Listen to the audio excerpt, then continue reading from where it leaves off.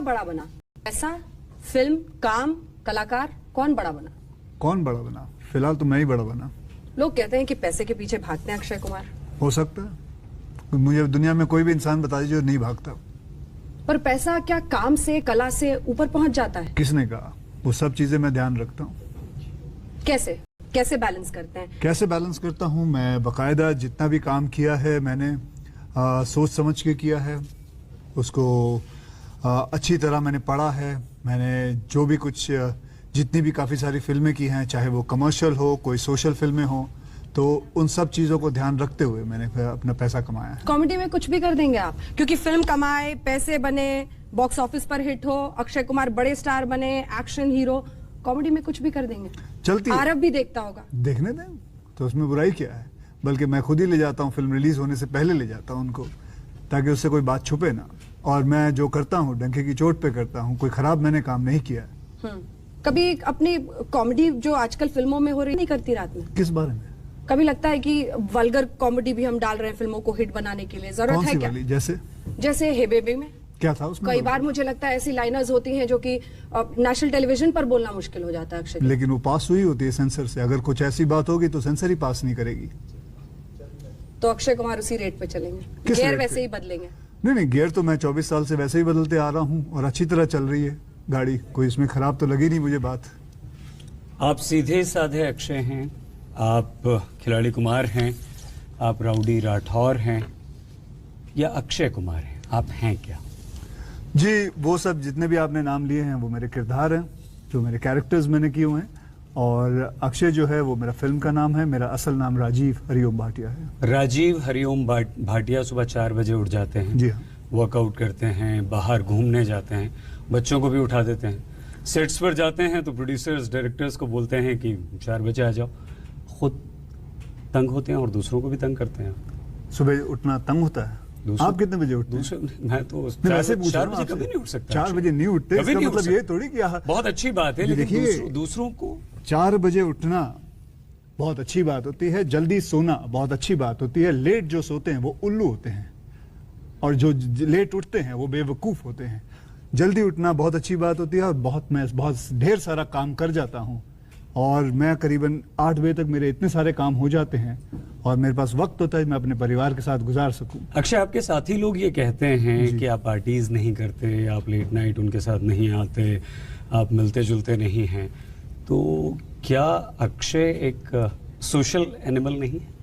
Social animal नहीं, ऐसी बात नहीं है। मैं पार्टी पे जाता हूँ, लेकिन ज्यादा देर नहीं रुकता, घर आ जाता हूँ वापस। एक आर्मी की आदत सी है, क्योंकि मेरे पिताजी आर्मी में थे। तो हमारी जो मुझे और मेरी सिस्टर को जिस हिसाब से मेरे माँ बाप ने बड़ा किया है, वो एक आर्मी के रेजिमेंट के हिसाब से बड़ा किया है। हमें सुबह उठाया दिया करते थे, मेरे पिताजी मुझे भगाने ले जाया करते थे। 8 से 9 किलोमीटर हम भागते थे।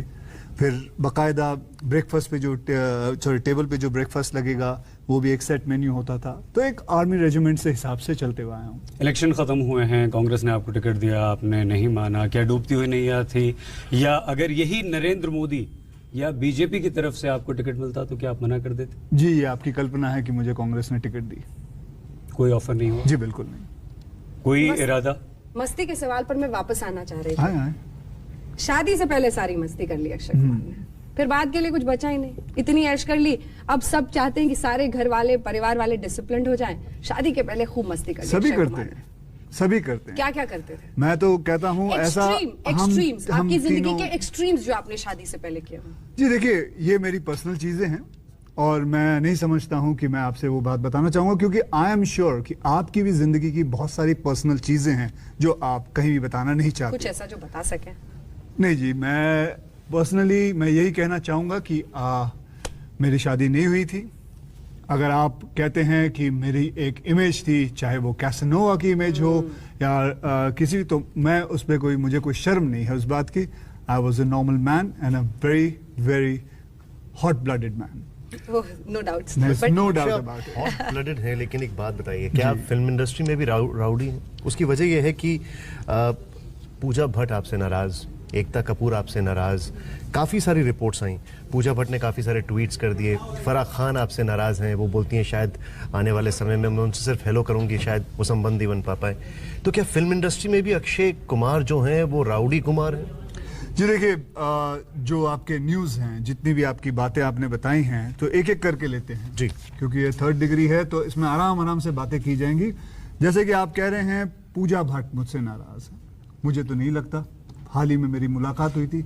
यहाँ तक कि नाराज की बात है वो आप ये बात कर रहे हैं क्योंकि उनकी फिल्म एक हॉलिडे आई थी और ये holiday soldier is never of duty, ये फिल्म विपुल शाह की है। तो जो भी वार्तालाप, जो भी बातें होंगी वो विपुल शाह से होंगी, for him being the producer. First, thank you, then holiday. Akshay Kumar's producers have an affinity for titles of my films. Gentle reminder, karma can be a bitch. और No, सिर्फ that's अक्षय कुमार को पॉइंट किया है इसमें। जी देखिए, ये मेरी film तो नहीं है और जहाँ तक कि सवाल रहा पूजा भट्ट का, तो मुझसे तो आज तक उसने कहा नहीं। हाल ही में उनके पिता से भी मेरी मुलाकात हुई थी, कल ही मुलाकात हुई थी महेश भट्ट साहब से, तो मुझे किसी ने कुछ नहीं कहा। तो जब तक मुझे कुछ नहीं कोई कहेगा और जहाँ तक ये बातें आएंगी तो मैं कुछ नहीं कह सकता हूँ। और जहाँ रहा, आपने किसी और का नाम लिया था, फराह खान का। फराह खान से हमारी बिल्कुल थोड़ी बहुत बात जमी नहीं थी फिल्म के दौरान।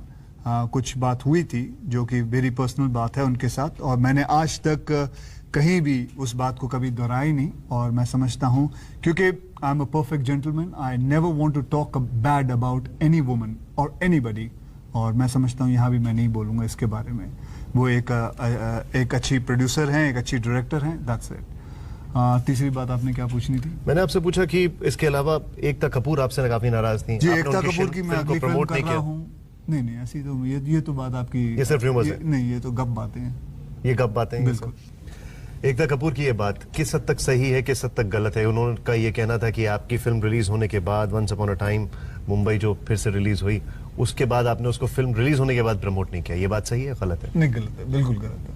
खान ग्रुप और वहां पर हरिओम भाटिया का पहुंचना, अपना वर्चस्व बनाना, अपना एक किंगडम बनाना, अनाड़ी से लेकर अभी तक, क्योंकि इस फिल्म पर भी बात करेंगे, टेररिज्म, स्लीपर सेल्स, उसको कितना आप समझते हैं, जानते हैं, कितना मुश्किल रहा ये पेनिट्रेशन करना वहां पर जहां पर खानदाम है बिल्कुल, और यही बाबा लोग की फिल्में चलती हैं, वही परिवारवाद चलता है वहां भी इंडस्ट्री में। और बहुत मुश्किल है, इतना आसान नहीं है कि एक इंडस्ट्री के अंदर ऐसे घुस जाना बिना किसी फिल्म के सपोर्ट के, फिल्म फ्रेटर्निटी के सपोर्ट के, या कि कोई आपके पिताजी हो या माँ हो, कोई भी, तो थोड़ा मुश्किल है इसके अंदर घुसना। लेकिन किस्मत है। क्या काम आया? क्या काम आया? कैसे ये जगह कैसे बनाई आपने? क्या काम आया ये मेंटली? मुझे लगता है इट इज जस्ट, जहां तक मैं समझ सकता हूं क्या काम में आया, बहुत कुछ सोचने के बाद, बहुत कुछ समझने के बाद, मैं समझता हूं डेस्टिनी, लक प्लेज करीबन 70% luck plays a role and 30% plays your hard work. मैं जब भी फिल्म इंडस्ट्री के अंदर, फिल्म स्टूडियो के अंदर घुसता हूं तो बाहर बहुत सारे न्यू कमर्स होते हैं और वो मुझसे ज्यादा गुड लुकिंग होते हैं, मुझसे ज्यादा टैलेंटेड नजर आते हैं, बट उनको चांस नहीं मिलता। That means there is something called luck factor. हर फिल्म के ऊपर भी बहुत सारी लक जो है वो बनी रहती है, लोग माने ना माने, लेकिन कमाल की इंडस्ट्री है, luck plays a big factor. Akshay आप क्या इस मकाम पर आ गए हैं अपनी जिंदगी में कि आपको लगता है कि अब मुझे भी कुछ सीरियस फिल्म्स करनी चाहिए, बहुत कॉमेडी कर ली, जरा गैर बदलूं, जरा मैं भी एक इंटेलिजेंट एक्टर की तरह दिखूं, इसीलिए टेररिज्म पर ये फिल्म और स्लीपर सेल्स क्या है, आतंकवाद क्या है, अक्षय कुमार समझते हैं? जी, जितना बहुत मुझे समझाया गया है, जितना बहुत मैं समझता हूं, जितना बहुत मैंने मीडिया के थ्रू से पढ़ा है या देखा है, और मेरे डायरेक्टर ने जितना कुछ समझाया है, तो इस फिल्म के अंदर भी टेररिज्म के ऊपर हम बात कर रहे हैं, स्लीपर सेल्स के बारे में बात कर रहे हैं कि स्लीपर सेल्स होता क्या है। कई जर्नलिस्टों से मैंने बात की है, वो जानते भी नहीं है कि स्लीपर सेल्स होता क्या है। तो कई बार आई एम श्योर कि ऑडियंस भी इतना नहीं जानती कि व्हाट स्लीपर सेल्स आर, और वो इतना भी नहीं जानते हैं कि हमारे जो सोसाइटी है कई स्लीपर सेल से घिरे हुए हैं। जो हम इतने सारे कांड देखते हैं, इतने सारे बॉम्ब ब्लास्ट देखते हैं, ये सब स्लीपर सेल्स के करवाए होते हैं। तो इस फिल्म के दौरान, इस फिल्म के थ्रू मैं अपने देखने वालों को बताना चाहता हूं कि व्हाट टेररिज्म आर और हम किस चीजों से घिरे हुए हैं।